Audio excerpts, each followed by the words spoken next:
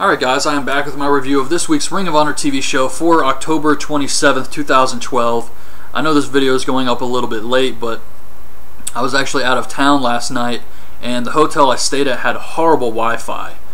And I had to miss the Wrestling is Fun show, which sucked, but I actually tried to watch it. It just wasn't going to happen. I mean, I'm talking like one bar, and it didn't even work half the time. So I had to miss that, but I did DVR Ring of Honor, so I just got done watching that. And I was very happy with this episode. It was very simple, just a simple wrestling show. They spent a lot of time on the finals for Survival of the Fittest, as they should. And they give us a tag match too, so not a lot of promos or anything else, just straight up wrestling on this entire show. And I was happy with that. The Briscoes versus the Bravados is the first match. The Bravados are heels here. It was a good match. The Briscoes win with a Doomsday Device on Lancelot. However, I noticed that the crowd seemed a bit dead here. And I don't know if it was...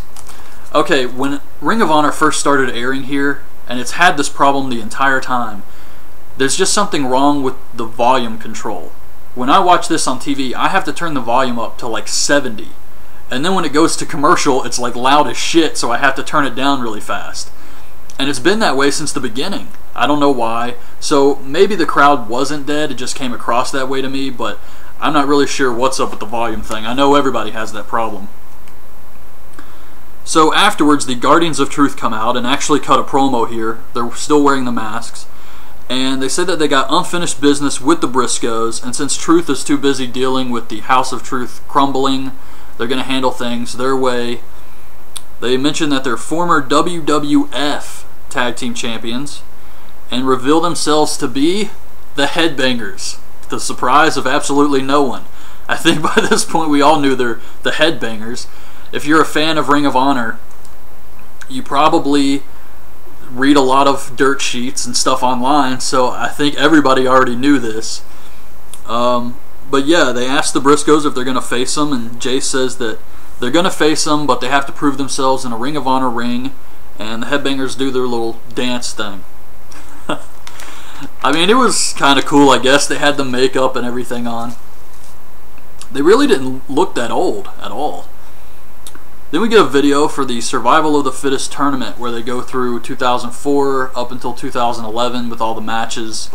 Bryan Danielson, or Daniel Bryan, versus Austin Aries. Roderick Strong versus Aries. Delirious versus Matt Sydal / Evan Bourne. Chris Hero, Cassius Ohno versus Claudio Antonio Cesaro.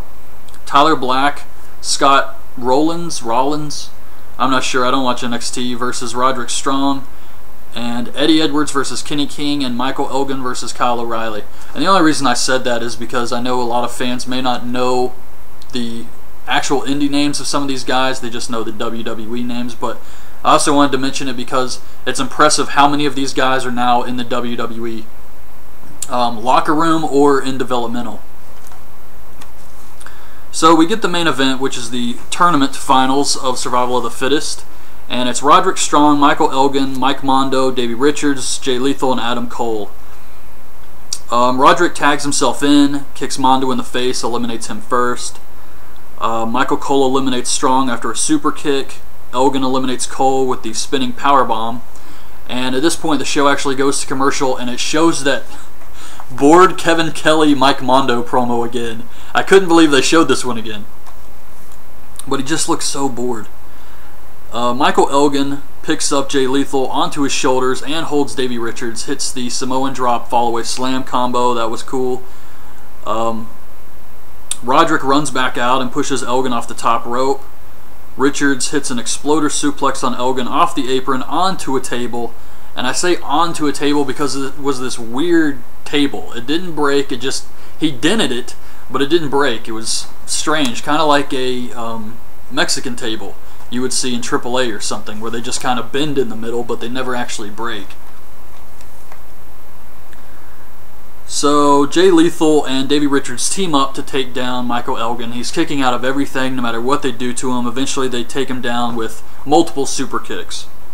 So the roster comes out to watch the final two, and Jay Lethal hits Richards with everything. He refuses to stay down. He spits in Lethal's face. Lethal kicks him in the head, hits the lethal injection for the win.